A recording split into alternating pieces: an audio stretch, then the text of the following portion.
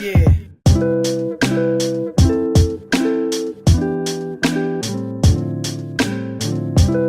Decir que en Córdoba es una ciudad donde las artes florecen, donde hay un sinnúmero de protagonistas en cada una de ellas que nos hacen poner muy orgullosos, es hablar de los fundamentos de por qué nace este programa, que era justamente, entre otras cosas, poder mostrar de manera cotidiana, acercar a la audiencia justamente eso que cotidianamente van produciendo los artistas aquí en Córdoba, no solo en la ciudad, sino también en el interior de la provincia, y que tiene que ver con distintas artes. Hoy hemos invitado a alguien que es expresión justamente de esto, de la formación que nuestra universidad da y del arte, de la capacidad creativa que aparece en quienes se han instalado aquí en Córdoba y desde aquí producen para el resto del mundo. Hola Diego, ¿cómo te va? ¿Qué tal, bienvenido. Luis? ¿Cómo es hacer cine en Córdoba? Hacer cine en Córdoba creo que es un espacio, un lugar donde principalmente nos encontramos con un afluente importante de carreras, cursos, institutos y mucha gente queriendo aprender cine o el lenguaje audiovisual, y eso habilita a poder construir relatos, presentarse en concursos, hacer una película de manera independiente o hacer una película desde el camino legal o comercial o industrial. Hibridaciones, permite muchas cosas. Me parece que es un terreno amplio, no sé si ideal, creo que está en crecimiento. Un camino es la escuela, el aprendizaje formal, y por detrás, digamos, muchas vertientes. Las nuevas tecnologías o el acceso quizás un poco más cercano a lo que son las tecnologías necesarias para desarrollar cine, ¿ha facilitado esto? Sin lugar a dudas, la tecnología digital, también el capitalismo, si habría que decirlo, dentro de sus funciones, en lo personal considero de que genera una distancia mucho más corta en el modo de producción, y también ha exigido de que canales de televisión, inclusive de Netflix, tengan flexibilidades a la hora de poder trabajar con determinados tipos de cámara, que antes, si hubiese sido solo 35 milímetros, generaba una incapacidad que sea fílmico solamente. Hoy lo digital y la apertura de muchas empresas por hacer estos dispositivos cada vez con mayor calidad y con mayor nivel de acceso, habilita a que muchos estemos intentando, o muchas personas o productores estén trabajando de manera dedicada haciendo sus proyectos. ¿Cómo se despertó en vos la pasión por el cine? Se despertó viendo películas, calculo que de un modo muy clásico, en términos de que no fue ningún director que hoy consumo quizás, era a través del cine comercial. Fue en una experiencia de cine y tengo el recuerdo muy despierto de que salí maravillado. Fue una película de Spielberg, Jurassic Park, y en ese momento se podían repetir las películas. Tenía 9 años y cuando vi eso entendía de que era falso, pero estaba maravillado porque parecía verdadero. O sea, estaba una construcción de lo narrativo o de lo que sé que hoy es el verosímil en una película. El contrato de verosimilitud que había formado conmigo fue muy grande, pero entendía de que eso se hacía, no era una realidad concreta. Ese hacer, o ese intentar hacer, porque fue un intento a esa edad obviamente, me llevó a querer explorar cómo se podía lograr eso. Obviamente con un montón de limitaciones, no tenía cámara, en ese momento era o todo analógico o todo fílmico.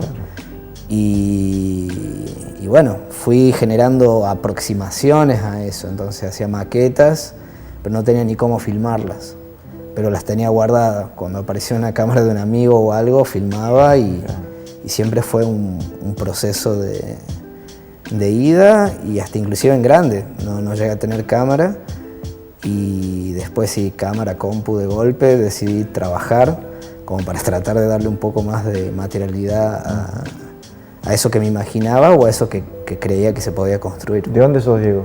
De Tucumán. Y esto fue en Tucumán, digamos. Sí, concretamente en Tucumán, sí.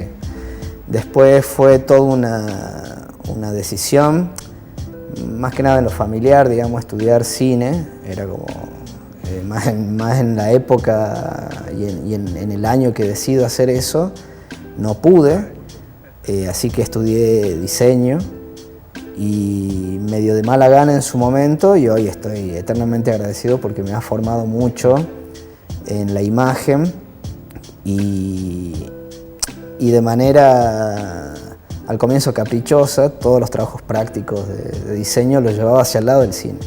Entonces pedían una entrega, así sea del diseño de un bar, lo hacía temático, o hay ejercicios, digamos, dentro del diseño que están orientados concretamente al cine, y ahí medio que me calmaba un poco, me recibí rápido, en el medio trabajé y ahí sí pude venir a Córdoba, que en ese momento no estaba la universidad, la carrera de cine en Tucumán, así que lo más próximo era Córdoba por una cuestión económica, que fue afortunada la elección porque hoy no hubiese elegido Buenos Aires ni por ninguna razón concreta.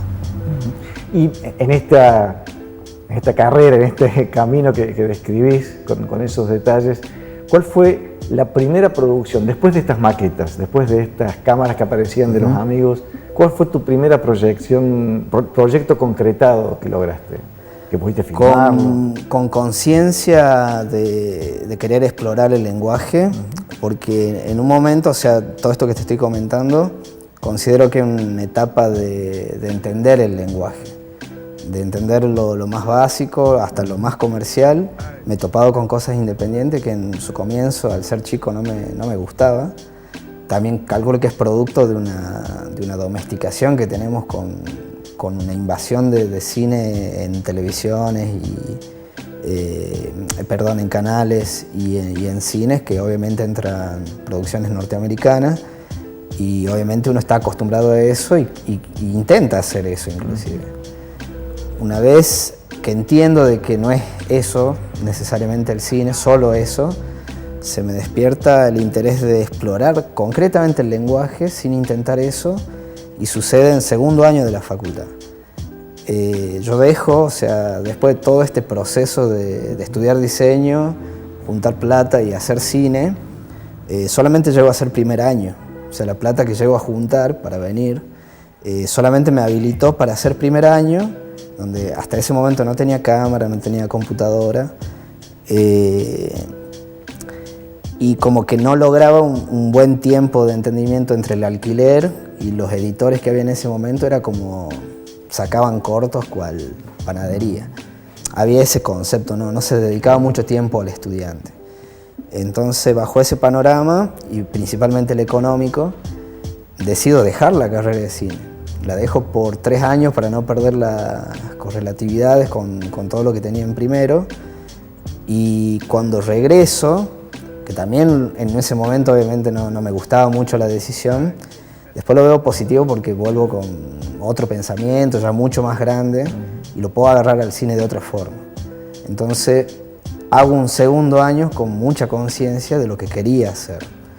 Entonces, desde tu pregunta, creo que se dio desde lo académico y también de una necesidad de venir arrastrando de querer hacer cine y no poder, y creo que en segundo sí se concreta. Por suerte ese corto, sin entender mucho, viéndolo muy de lejos, me animé a mandarlo a festivales y le empezó a ir bien, que fue como la primera experiencia concreta y de conexión con jurado de festivales y principalmente sentir la posibilidad que un jurado pueda premiar algo que uno hace, fue con ese corto, justamente, que fue el final de segundo año. Y de ahí, cada trabajo práctico, cada trabajo final, lo tomé de esa forma, pero pasados segundo año, comencé a hacer producciones por afuera de lo que era la facultad, y cada vez me fui yendo más para afuera que para adentro. Y ahí sí canalicé mucho para ese lugar. Así nace el primer largometraje, que es Sordo Ceguera, que es por fuera de la facultad y estaba en cuarto año de la Universidad Nacional de Córdoba. ¿Y cómo te fue con Sordo Ceguera? Sordo Ceguera, bueno, es el primer experimento de hacer el largometraje. Hay un antes y un después, calculo, en un realizador, creo que en términos inconscientes, y también consciente quizás. Pero pasa algo con la manipulación del tiempo, con el manejo del tiempo en el cine, que pasar del cortometraje al largometraje, primero hay muchos mitos, que en lo personal hoy lo tengo descreído, de que son como cosas muy distintas, y soy un convencido de que uno podría hacer un cortometraje tan complejo como un largometraje, o podría ser un largometraje que quizá uno piensa tan simple como un cortometraje. O sea, no hay un límite. Lo mismo en los costos, lo mismo es en todo. Todo depende de la idea. Con ese pensamiento abordé Sordo Ceguera y con una idea conceptual fuerte que desde ahí medio que me puse un objetivo de que cada largometraje y cada cortometraje que haga desde ese momento del largo trate de explorar necesariamente el lenguaje y una idea de forzar, de proponerle algo nuevo al cine y al espectador que pueda ver eso. Entonces, bajo esa premisa nace este proyecto que pretende romper varias cosas, digamos, desde la lógica de montaje a la cual estamos acostumbrados hasta teorías sobre autores como Raúl Ruiz, que plantea de que una película no puede tener un sistema, o él no conoce ninguna película con un sistema que le llama las 6 funciones del plano, y me incentivó mucho porque lo que dice este texto es muy interesante desde un punto de vista pedagógico, desde el análisis, desde la creación de una película, y sumado a esta ruptura de montaje decidí hacer una peli donde sí se cumplan todos estos puntos.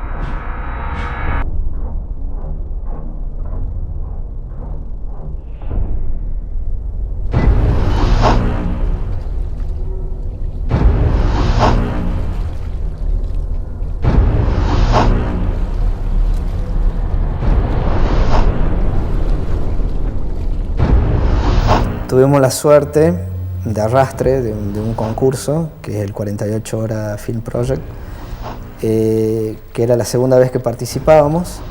La primera vez nos fue bien, quedamos segundo y una serie de premios y menciones. Decidimos participar por segunda vez en el 2016 y esa vez quedamos en el primer lugar, y eso te habilitaba a concursar en un festival que es el Filmapalooza, que se realizó en Estados Unidos, y ahí participaban todas las ciudades ganadoras, que fueron 270 ciudades, y de esas 270 ciudades quedaba el cupo para 10 proyectos audiovisuales para viajar y estar en el Short Film Corner del Festival de Cannes, que ese era como todo el recorrido que hizo este trabajo, que se llama Concéntrico. Pasamos a Estados Unidos, conseguimos la plaza añorada porque fue como, era realmente ver los 200, tuve la posibilidad de viajar junto con otro compañero, con Facundo, a Estados Unidos, y ver todos los cortometrajes que participaban. Realmente el nivel para hacer cortometrajes producidos en 48 horas es excepcional. Y el orgullo de ustedes de esas 270 presentaciones. Fue realmente muy interesante, digamos, de que lo hayan considerado, porque la estructura y la forma de Concéntrico es particular. Primero, de que haya salido de Córdoba me dio una alerta positivo de que la insistencia en la búsqueda puede afectar, digamos, no necesariamente a todos, pero al menos al jurado y a casi la mayoría de los espectadores fue como una recepción muy positiva. En Estados Unidos fue felizmente positivo. La gente, cuando se enteró que había otro Concéntrico, que había una película aparte que se llamaba Concéntrico, fue una lluvia de alegrías, porque todos querían ver hacia dónde más se disparaba el universo, que es lo que propone, en este caso el cortometraje o largometraje. ¿En qué proyectos estás trabajando ahora? Ahora cerrando un proyecto que vengo hace muchísimo tiempo, que es 21, por cuestiones personales, de salud, también por una necesidad de varias cosas que sucedieron para el proyecto, con posibilidad de distribución internacional. Me tuve que como que amparar y frenar un poco un posible preestreno que iba a existir, que estamos trabajando para que sea este año, también trabado con todas estas cuestiones legales como para poder moverla bien en festivales. Pero bueno, quizás hacemos un preestreno en donde la película se vería casi en su totalidad, o sea, se vería el 100%, pero siempre después puede sufrir modificaciones en el sonido, un poco en el color, como para no quemar la película ante un preestreno. O sea, es como una reglamentación instaurada para que los festivales tengan exclusividad sobre ese material. Yo, analizando esa situación, cuando sucedió lo de Cannes con Concéntrico, que eso fue el año pasado, por una decisión también lógica, no iba a largar, o sea, o esperar cómo le vaya a Concéntrico, y largar 21 era como demasiado, y no iba a terminar de construir bien el camino de uno ni del otro. Entonces me pareció lo más inteligente poder hacer esperar. A la película le falta procesamiento, es muy pesado, digamos, todo el proceso de render que ambiciona la peli, y bueno, es una de las ventajas del cine independiente, de que no tengo ni una presión, por más que tiene posibilidad de distribución, ni siquiera a eso me atengo. O sea, voy muy relajado, sé cuáles serían los pasos posteriores en el momento que considero de que pueda alargar una publicidad mucho más grande para que no sea fallido el preestreno, porque considero que se podría haber estrenado el año pasado, siendo sincero, pero bueno, no, sentí que no fue el momento, y será volver a reactivar como para que pueda volver a salir. Confío en que cuando lo podamos sacar, bueno, ojalá sea para sorpresa de muchos, el proyecto este, que vengo trabajándolo con muchísima gente, principalmente en rodaje, y que bueno, lleva tanto tiempo ya, tuvo muchísimo tiempo de preproducción, muy poquito tiempo de rodaje y muchísimo tiempo de postproducción. Diego, de aquel niño de 9 años maravillado por la verosimilitud del mundo de Spielberg, a este realizador que vuelve de Cannes, ¿cómo fue el camino de la pasión por el cine en todo ese trayecto? Creo que, por empezar, hay cosas que me encantaría recuperar, que yo siento que ya le he perdido. O sea, yo ya no me siento espectador. O sea, creo que entiendo los mecanismos, porque calculo que el cine va evolucionando y todo se va modificando, pero entiendo, digamos, cómo el espectador va a percibir las cosas, pero a medida que uno va creando y está del otro lado, va perdiendo eso.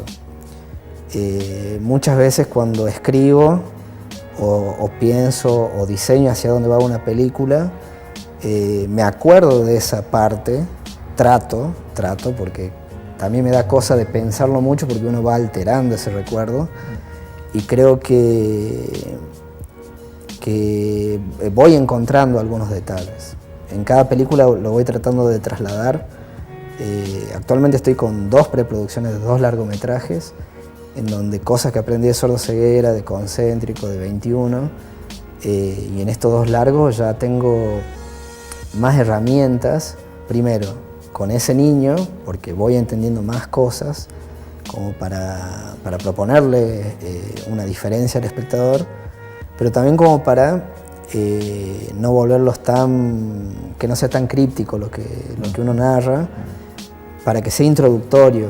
Creo que Sordo Ceguera es, por darte un ejemplo, es muy agresivo, más allá que estoy encantado con el resultado. Ahora entiendo de que quizás tiene que ser un poco más evolutivo, por momentos, tampoco es que voy a torcer lo que voy tratando de perseguir, ¿no? Pero sí tener una combinación casi pensada o diseñada con el gusto de algunas cosas de la persona. Creo que en Concéntrico eso se da. Muchas de las personas quedan pensando de qué trata el cortometraje, pero sé por qué a los que les gusta, a dónde están anclados, por más de no entender la narrativa. Y eso voy explorando y tratando de ofrecerle al espectador. Bien, juguemos a otra narrativa, a otra forma, y aprender a ceder eso que también le gusta degustar. Un diseño sonoro, un color, una sensación de movimiento en el espacio, o sea, que eso lo tienen todas las películas. Creo que uno lo puede organizar todo eso de otra manera y ofrecerle cosas distintas a las personas. Diego, muchísimas gracias por haber aceptado la invitación y por contarnos tu mundo del cine, tu mirada sobre el cine. Muchísimas gracias, Luis. Se llama Diego Medina, es tucumano y allá se enamoró del cine cuando tenía 9 años. Hoy realiza un cine de altísimo nivel aquí en Córdoba.